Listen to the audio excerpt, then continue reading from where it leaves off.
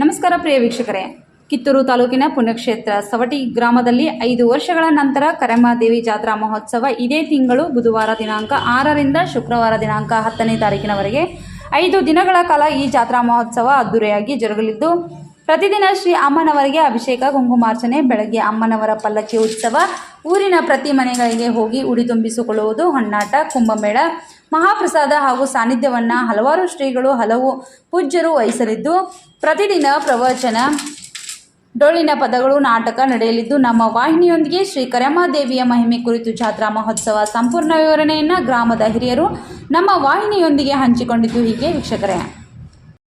ಬೆಳಗಾವಿ ಜಿಲ್ಲೆ ಕಿತ್ತೂರು ತಾಲೂಕಿನ ಪುಣ್ಯಕ್ಷೇತ್ರ ಸವಟಿ ಗ್ರಾಮದಲ್ಲಿ ಶ್ರೀ ಕರೆಮಾದೇವಿ ಜಾತ್ರಾ ಮಹೋತ್ಸವ ಈಗಾಗಲೇ ತಾವು ಹಮ್ಮಿಕೊಂಡಿದ್ದೀರಾ. ಯಾವ ತಾರೀಕಿನಿಂದ ಯಾವ ತಾರೀಕಿನವರೆಗೆ ಈ ಒಂದು ಜಾತ್ರಾ ಮಹೋತ್ಸವ ಜರುಗುತ್ತದೆ ಹಾಗೂ ಈ ದೇವಿಯ ಹಿನ್ನೆಲೆ ಸ್ವಲ್ಪ ನಮ್ಮ ವಾಹಿನಿಯೊಂದಿಗೆ ಹಂಚಿಕೊಳ್ಳಿ.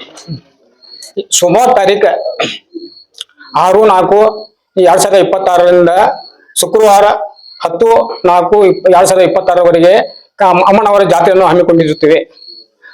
ದೇವಿಯ ಹಿನ್ನೆಲೆ ಹೇಳುವುದೆಂದರೆ, ಸೌಟಿಗೆ ಗ್ರಾಮಸ್ಥರಲ್ಲಿ ಹೇಳುವುದೆಂದರೆ, ಇಲ್ಲಿ ಹೊರಗಿನ ಗುಡಿಗೆ ಸ್ಥಾಪನಾಗೊಳ್ಳುವುದು ಹೇಗೆ ಅಂದರೆ, ಹಿಂದಿನ ನಮ್ಮ ಪೂರ್ವಜರು ಅಲ್ಲೇ ಸೌಟಿಗೆ ಊರಿನೊಳಗೆ ಇದ್ದರಂತ ಅಮ್ಮನವರು. ಆಗ ಅವರು ಕಡಲಿ ಮಾಳಿಗೆ ಮೇಲೆ ಒಣಗಿ ಹಾಕಿದ್ರಂತೆ ನಮ್ಮ ಪೂರ್ವಜರು. ಅವಾಗ ದೊಡ್ಡ ಪ್ರಮಾಣ ಮಳೆ ಬರಾಕತ್ತಂತಾರೆ. ಅವಾಗ ಅಮ್ಮನವರು ಮಳೆ ಬರುತ್ತದೆ ಕಳ್ಳಿ ತಕ್ಕೋರಪ್ಪ ಅಂತ ಮಾಲಕರಿಗೆ ಹೇಳಿರು.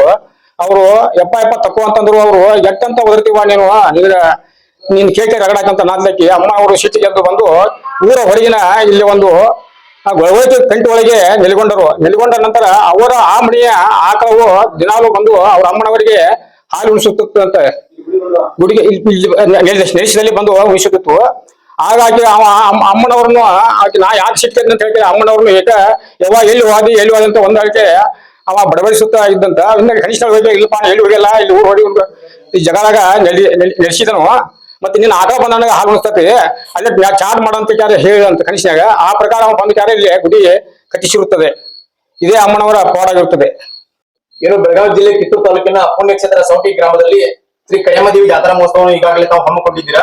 ಈ ಜಾತ್ರಾ ಮಹೋತ್ಸವ ಎಷ್ಟು ವರ್ಷಕ್ಕೊಮ್ಮೆ ನಡೆಯುತ್ತೆ ಹಾಗೂ ಯಾವ ತಾರೀಕಿನಿಂದ ಯಾವ ತಾರೀಕಿನವರೆಗೆ ಜರುಗುತ್ತದೆ ಹಾಗೂ ಈ ಒಂದು ಜಾತ್ರಾ ಮಹೋತ್ಸವದಲ್ಲಿ ಏನೆಲ್ಲ ಕಾರ್ಯಕ್ರಮ ನಡೆಯುತ್ತೇವೆ ಸರ್?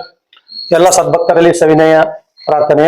ಬೆಳಗಾವಿ ಜಿಲ್ಲಾ ಕಿತ್ತೂರು ತಾಲೂಕಿನ ಪುಣ್ಯಕ್ಷೇತ್ರ ನಮ್ಮ ಸವಟಿಗೆ ಗ್ರಾಮದಲ್ಲಿ 5 ವರ್ಷಕ್ಕೊಮ್ಮೆ ಜಾತ್ರೆ ನೆರವೇರುವುದು.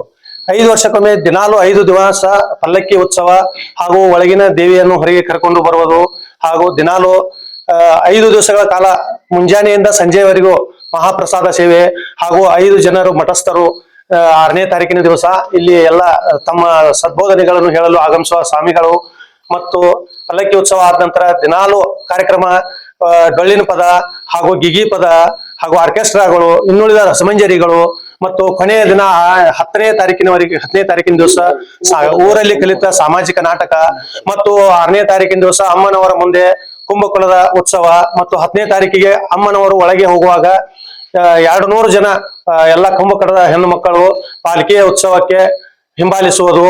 ಹೀಗೆ ದಿನಾಲು ಇದು ಐತಿ ಇದು ಇಲ್ಲ ಅನ್ನೋದಂತೆ 5 ದಿವಸದ ಕಾರ್ಯಕ್ರಮ ಚೆನ್ನಾಗಿ ನೆರವೇರಿಸಿಕೊಡುತ್ತೇವೆ. ಅದಕ್ಕಾಗಿ ಎಲ್ಲ ಸದ್ಭಕ್ತರು ಈ ಜಾತ್ರೆಗೆ ಆಗಮಿಸಿ ಜಾತ್ರೆಯನ್ನು ವಿಜೃಂಭಣೆಯಾಗಿ ಆಚರಿಸಬೇಕಂತ ನಾನು ಬೇಡಿಕೊಳ್ಳುತ್ತೇನೆ. ಎಲ್ಲರಿಗೂ ನಮಸ್ಕಾರಗಳು. ದಿನಾಂಕ 6-4-2026 ದಿನಾಂಕ 10-4-2026 ಬೆಳಗಾವಿ ಜಿಲ್ಲಾ ಕಿತ್ತೂರು ತಾಲೂಕಿನ ಸುಕ್ಷೇತ್ರ ಸವಟಗಿ ಗ್ರಾಮದಲ್ಲಿ ಪ್ರತಿ 5 ವರ್ಷಕ್ಕೊಮ್ಮೆ ಶ್ರೀ ಕರಿಯಮ್ಮದೇವಿ ಜಾತ್ರಾ ಮಹೋತ್ಸವ ಅತಿ ವಿಜೃಂಭಣೆಯಿಂದ ಜರುಗುವುದು. ಇದರ ಕಾರ್ಯಕ್ರಮದ ವಿವರಗಳು: ದಿನಾಂಕ 6-4-2026 ಬೆಳಗ್ಗೆ 5 ಗಂಟೆಗೆ ಸಾಯಂಕಾಲ 7 ಗಂಟೆಯವರೆಗೆ ಶ್ರೀ ಅಮ್ಮನವರ ಅಭಿಷೇಕ ಮತ್ತು ಕುಂಕುಮಾರ್ಚನೆ. ಇದು ಸತತ 5 ದಿವಸ ನಡೆಯುವುದು.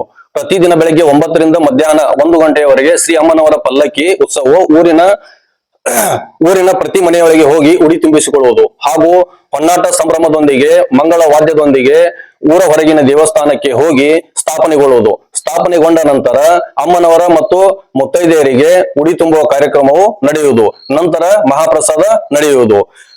ಇದೇ ರೀತಿಯಾಗಿ ದಿವ್ಯ ಸಾನ್ನಿಧ್ಯವನ್ನು ವಹಿಸುತ್ತಿರುವ ನಮ್ಮ ದೊಡ್ಡವಾಡ ಶ್ರೀಗಳಾದ ಶ್ರೀ ಜಡಸಿದ್ದೇಶ್ವರ ಮಹಾಸ್ವಾಮಿಗಳು, ಅದೇ ರೀತಿಯಾಗಿ ಗುರುಲಿಂಗ ಶಿವಾಚಾರ್ಯ ಮಹಾಸ್ವಾಮಿಗಳು, ಸಂಸ್ಥಾನ ಹಿರೇಮಠ ರಾಯಣ್ಣನ ಸಂಗೊಳ್ಳಿ, ಇದೇ ರೀತಿಯಾಗಿ ಪರಮ ಪೂಜ್ಯ ಶ್ರೀ ನಿಶ್ಚಲ ಸ್ವರೂಪ ಮಹಾಸ್ವಾಮಿಗಳು, ಪ್ರಣವಂ ಫೌಂಡೇಶನ್ ಗುರುಕುಲ ಬೆಳಗಾವಿ, ಇದೇ ರೀತಿಯಾಗಿ ಶ್ರೀ ಬಸವರಾಜ ದೇವರು ಹೊನ್ಸಿಕಟ್ಟಿ ಹೊನ್ನಿಯಾಳ, ಇದೇ ರೀತಿ ನಮ್ಮ ಗ್ರಾಮದ ಪೂಜ್ಯ ಶ್ರೀ ವೇದಮೂರ್ತಿ ನಿಂಗಯ್ಯ ಸ್ವಾಮಿಗಳು ಹಿರೇಮಠ, ಈ ರೀತಿಯಾಗಿ ಇವರು ದಿವ್ಯ ಸಾನ್ನಿಧ್ಯವನ್ನು ವಹಿಸಲಿದ್ದಾರೆ.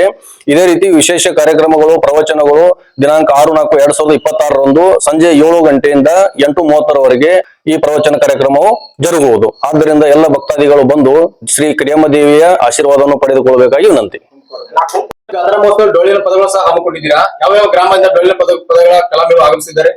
ದಿನಾಂಕ 6/4/2026 4 ದಿನಗಳ ಕಾಲ ಗೀಗಿ ಪದಗಳು ಹಾಗೂ ಡೊಳ್ಳಿನ ಪದಗಳು ಅಂದ್ರೆ ಪ್ರತಿದಿನ ರಾತ್ರಿ 10 ಗಂಟೆಗೆ ರೇಣುಕಾದೇವಿ ಡೊಳ್ಳಿನ ಗಾಯನ ಸಂಘ ಹಾಗೂ ಹಾಲ್ ಸಿದ್ದೇಶ್ವರ ಡೊಳ್ಳಿನ ಗಾಯನ ಸಂಘ ಸಾರಾಪುರ, ಮತ್ತೆ 7ನೇ ತಾರೀಕಿಗೆ ಶಾಂತಾಬಾಯಿ ಗೀಗಿ ಪದಗಳು ಗಂಗವಾಡ, ಮತ್ತು 8ನೇ ತಾರೀಕಿಗೆ ರಾಮಲಿಂಗೇಶ್ವರ ಗಾಯನ ಸಂಘ ಸುಲ್ತಾನ್ಪುರ, ಮತ್ತು 9ನೇ ತಾರೀಕಿಗೆ ಶ್ರೀ ರಾಮಲಿಂಗೇಶ್ವರ ಗಾಯನ ಸಂಘ ಸುಲ್ತಾನ್ಪುರ ಇವರಿಂದ ಕಾರ್ಯಕ್ರಮಗಳು ನಡೆಯುವು. ಇದೇ ರೀತಿ ಕೊನೆಯ ದಿನದ ಕಾರ್ಯಕ್ರಮ ಶ್ರೀ ಕರಿಯಮ್ಮದೇವಿ ನಾಟ್ಯ ಸಂಘ ಸವಟಗಿ ಇವರು ಅರ್ಪಿಸುವ ಕಲಾಕುಸುಮ ಸರ್ಕಾರದ ದರ್ಪಕ್ಕೆ ರೈತ ಕೊಟ್ಟ ತೀರ್ಪು ಅರ್ಥಾತ್ ನೇಗಿಲ ಯೋಗಿ ಎಂಬ ಸುಂದರ ಸಾಮಾಜಿಕ ನಾಟಕವು ರಾತ್ರಿ 10:30 ನೆರವೇರುವುದು. ಬೆಳಗಾವಿ ಜಿಲ್ಲೆಯ ಕಿತ್ತೂರು ತಾಲೂಕಿನ ಸವಟಗಿ ಗ್ರಾಮದ ಶ್ರೀ ಕರಿಯಮ್ಮ ದೇವಿ ದೇವಸ್ಥಾನದ ಜಾತ್ರಾ ಮಹೋತ್ಸವವು ದಿನಾಂಕ 6/4/2026 ದಿನಾಂಕ 10/4/2026 ಅತಿ ವಿಜೃಂಭಣೆಯಿಂದ ಜರುಗುವುದು. ಇದು ಪ್ರತಿ 5 ವರ್ಷಕ್ಕೊಮ್ಮೆ ಈ ಜಾತ್ರಾ ಮಹೋತ್ಸವವು ನೆರವೇರುತ್ತದೆ. ಈ ಜಾತ್ರಾ ಮಹೋತ್ಸವದ ಅಂಗವಾಗಿ ನಮ್ಮ ಕ್ಷೇತ್ರದ ಶಾಸಕರಾದಂತಹ ಶ್ರೀ ಬಾಬಾ ಸಾಹೇಬ್ ಪಾಟೀಲ್ ಇವರ ಧರ್ಮಪತ್ನಿಯವರಾದಂತಹ ಶ್ರೀಮತಿ ರೋಹಿಣಿ ಮೇಡಮ್ ಅವರು ಕುಂಭ ಕೊಡಗಳನ್ನು ನೀಡಿರುತ್ತಾರೆ. ಆದ್ದರಿಂದ ಶ್ರೀ ಕರಿಯಮ್ಮ ದೇವಿಯು ಅವರಿಗೆ ಆಶೀರ್ವದಿಸಬೇಕಾಗಿ ವಿನಂತಿ. ಕರಿಯಮ್ಮ ದೇವಿಯ ಜಾತ್ರೆಯ ಕೊನೆಯ ದಿನವಾದ 10/4/2026 ಮಹಾಪ್ರಸಾದ ಸೇವೆಯನ್ನು ರಾಜೇಂದ್ರ ಬಾ ಇನಾಮದಾರ್ ಯುವ ಮುಖಂಡರು ಪದಾನ್ಪುರ್ ಇವರು ನೆರವೇರಿಸಿರುತ್ತಾರೆ. ಆದ್ದರಿಂದ ಶ್ರೀ ಕರಿಯಮ್ಮ ದೇವಿಯ ಸಕಲ ಸದ್ಭಕ್ತರು ಆಯುರಾರೋಗ್ಯ ಐಶ್ವರ್ಯ ಭಾಗ್ಯಗಳನ್ನು ಕೊಡಲೆಂದು ಪ್ರಾರ್ಥಿಸುತ್ತೇವೆ. ಹಾಗೂ ಇದೇ ಸಂದರ್ಭದಲ್ಲಿ ಗ್ರಾಮದ ಗಣ್ಯರು, ಹಿರಿಯರು, ಯುವಕರು ಪಾಲ್ಗೊಂಡಿದ್ದರು.